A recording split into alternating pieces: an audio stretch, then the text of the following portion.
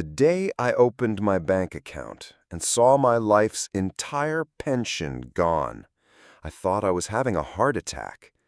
But when I found out who took it, my own wife, I realized this betrayal cut deeper than any war wound I ever carried.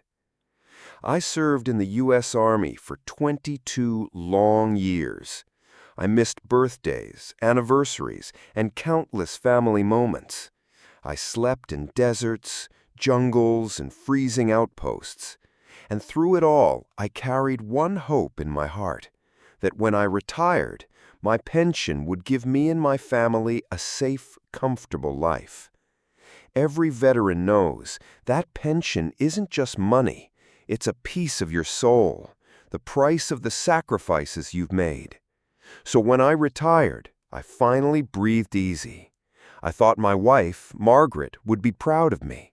I thought she would stand beside me as we enjoyed the peace I fought so hard to earn. But I was wrong. One December morning, I logged into my account to check on some bills, and what I saw made me freeze. My pension account had been completely drained, tens of thousands of dollars, gone. At first, I thought it was a bank error. I even called the bank in a panic.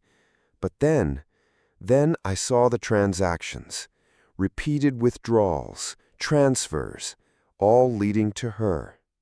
Margaret, my wife, the woman I had trusted with everything. When I confronted her that night, my voice shaking, she didn't even look guilty. She looked cold. "You don't need all that money," she said flatly. "I gave it to my brother's family. They're struggling. You already lived your life, but they still have a future." I felt like someone had punched me in the chest. My pension, my future, just handed away without my permission. That was the night I realized something terrifying. The war I thought was over had just begun. But what Margaret didn't know was that I had kept one secret from her all these years, a secret that would turn her entire world upside down. When Margaret told me she had given away my pension, I thought I'd collapse right there in our living room. The betrayal burned worse than any bullet wound I had ever taken in combat. But in that moment, instead of screaming or throwing things, I went quiet, dead quiet. See, I had learned long ago in the military, sometimes silence is more powerful than rage. In war, the loud ones get noticed, the quiet ones survive. Margaret mistook my silence for weakness. She crossed her arms, lifted her chin, and said, "Don't look at me like that. It's just money. You'll get more next month." Just money? That pension was my blood, sweat, and years of broken bones. Every scar on my body, every nightmare I woke up screaming from, all of it had been for that so-called just money. But here's the thing Margaret didn't know. I had a second account. Yes, during my deployments, I had set aside a separate savings, money from side duties, hazard pay, even a few investments a buddy of mine convinced me to make. For years, I never told Margaret about it. Why? Because something inside me whispered that one day I might need an escape plan. And now, that day had come. I sat there staring at her, and for the first time in our marriage, I realized the truth. Margaret hadn't stood by me all those years out of love. She had stood by me for what I could provide. The way she shrugged, almost bored when I mentioned how hard I'd worked, made my heart ache. You soldiers act like heroes, but you never think about the people left behind. My family has needs too, and I did what I had to do. Her family, not ours, hers. That night, I couldn't sleep. I went into the garage, sat by my old duffel bag, the one I carried through 2 tours in Iraq, and I pulled out the one thing that always kept me grounded, my service journal. Inside it were notes, names, and the details of that secret savings account. I flipped through it, and I knew what I had to do. I wasn't going to yell. I wasn't going to beg her to understand. I was going to let her believe she had won. Because while she was so proud of what she had done, I was already planning something bigger. Margaret thought she drained me dry, but what she didn't know was that I was about to turn her own betrayal into the one thing that would cost her everything. The next morning, Margaret acted like nothing had happened. She hummed in the kitchen while making coffee, even asked me if I wanted eggs. That's when it hit me. She didn't feel guilty, not even a little. Her betrayal wasn't a mistake, it was a choice. And choices have consequences. As I sat at the table, sipping bitter coffee, I remembered something one of my commanding officers once said. The enemy you know is always less dangerous than the enemy you don't. Well, now I knew who my enemy was, and unfortunately, it wasn't someone across the battlefield. It was my own wife. That secret savings account suddenly felt like a weapon I had hidden for years, waiting for the right moment to strike. I didn't want revenge out of anger. No, I wanted justice, and justice requires patience. So I played along. For weeks, I pretended nothing had changed. I smiled when Margaret talked about helping her family. I nodded when she said we needed to sacrifice more. Meanwhile, every night I logged into my private account, watching the numbers grow, money she didn't even know existed. But here's where things took a darker turn. One evening, I overheard Margaret on the phone.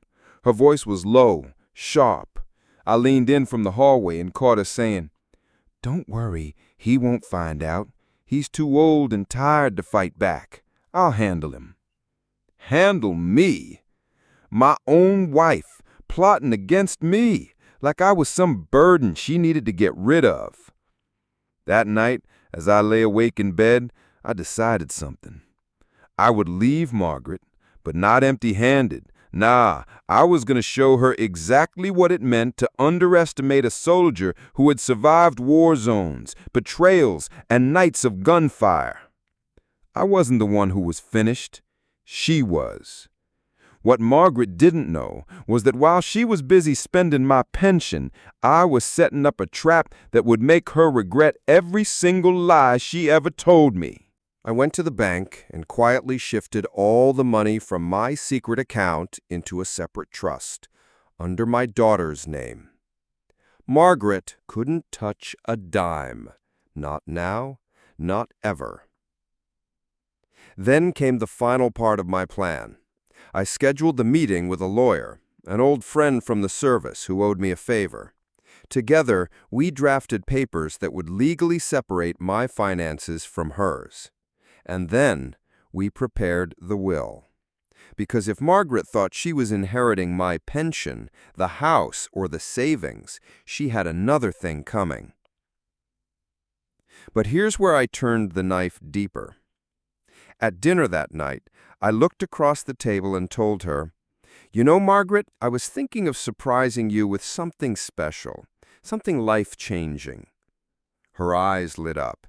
She thought I was about to reward her. She smiled sweetly, poured me more wine, and said, "Oh, and what's that?" I leaned back in my chair and said, "You'll see soon enough. It's going to change everything." And it would, just not the way she expected.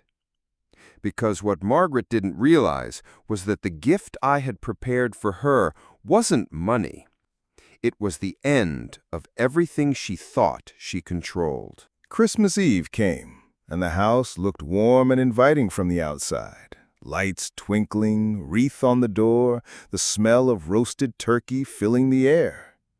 But inside, the tension was thick, like a battlefield just before the first shot is fired.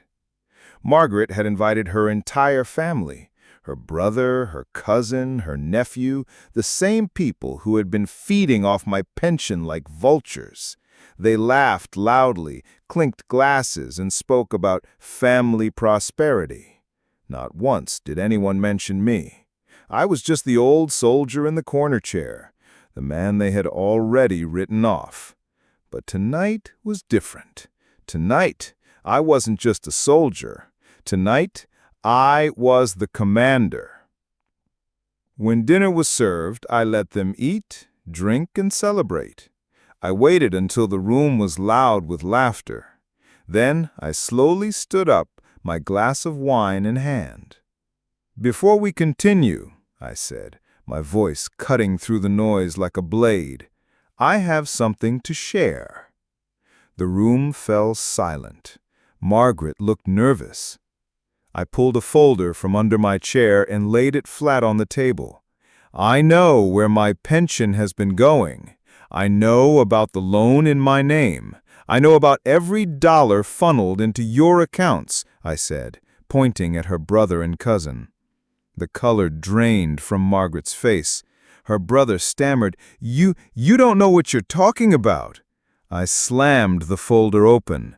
Bank statements, loan papers, proof, all laid bare for everyone to see. Gasps echoed around the table. Margaret tried to recover, her voice trembling. "John, I only did it for us, for the family. You don't understand." I cut her off. "No, Margaret, I understand perfectly.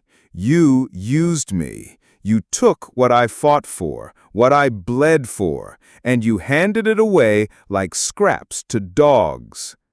The room was frozen. You could hear the fire crackling in the background, the tension suffocating. And then I delivered the blow. "As of yesterday, you no longer have access to my pension. I've moved every cent into a trust that you will never touch. And as for the loan, you'll be facing that one alone, because legally, you signed it, not me." Her nephew muttered, "This can't be real." I looked at Margaret directly. "You wanted power. You wanted control. But you forgot who I am. I am not some weak old man you can manipulate. I am a soldier, Margaret. And soldiers don't lose wars. They fight back." Her hands shook. Her fork clattered against her plate. She whispered, "You wouldn't." I leaned forward, my voice low but deadly calm. "I already did." And just when Margaret thought she couldn't be more shocked, my daughter walked into the room holding the final piece of truth that would change everything forever. The silence after my words was deafening. Margaret sat pale, trembling, her brother muttering under his breath, and the rest of the table too stunned to move. The Christmas lights twinkled, almost mockingly, around the room that suddenly felt like a courtroom, and I was the judge. Then the front door opened. Everyone turned as Emily, my daughter, stepped inside. She hadn't been expected. She hadn't been invited. But she came in with a calm fire in her eyes, holding a small envelope in her hand. "Dad," she said, walking over to me, "I think they should all know the rest." Margaret's head snapped toward her. "Emily, what are you doing here?" Emily ignored her. She laid the envelope on the table and slid it toward me. "I didn't want to tell you this before because I knew how much it would hurt. But Mom wasn't just using your pension, she was planning to sign the house over too." Gasps filled the room. Margaret's voice cracked, "That's a lie!" But Emily wasn't finished. She pulled out a copy of the property transfer papers, Margaret's signature already there, her brother listed as the beneficiary. I stared at the document, then looked back at Margaret. "So, it wasn't enough to take my pension. You wanted my home, too? The very roof over our heads?" Her lips trembled. "John, I only was going to tell you." No, Margaret, you were never going to tell me. You were going to leave me with nothing, a soldier left to rot, while you and your family lived in comfort on the sweat of my service." Tears spilled down her face, but I didn't flinch. "This ends tonight," I declared. "I've already changed everything, the accounts, the deeds, the legal rights. And Margaret," I paused, letting the weight of my words crush the silence, "I want you out of my house tonight." The table erupted. Her brother protested. Her cousin begged. Margaret pleaded. But Emily stood beside me, her hand gripping my arm, her voice firm. "You heard him. Get out." Margaret finally broke. Her sobs filled the room as she grabbed her coat, her family scrambling behind her. The door slammed shut, and the house fell silent again. Silent, but lighter, freer, as if a storm had finally passed. I turned to Emily. "You saved me." She shook her head. "No, Dad, you saved yourself. I just helped you see the truth." We sat down at the now empty dinner table, the turkey growing cold, the wine glasses half full.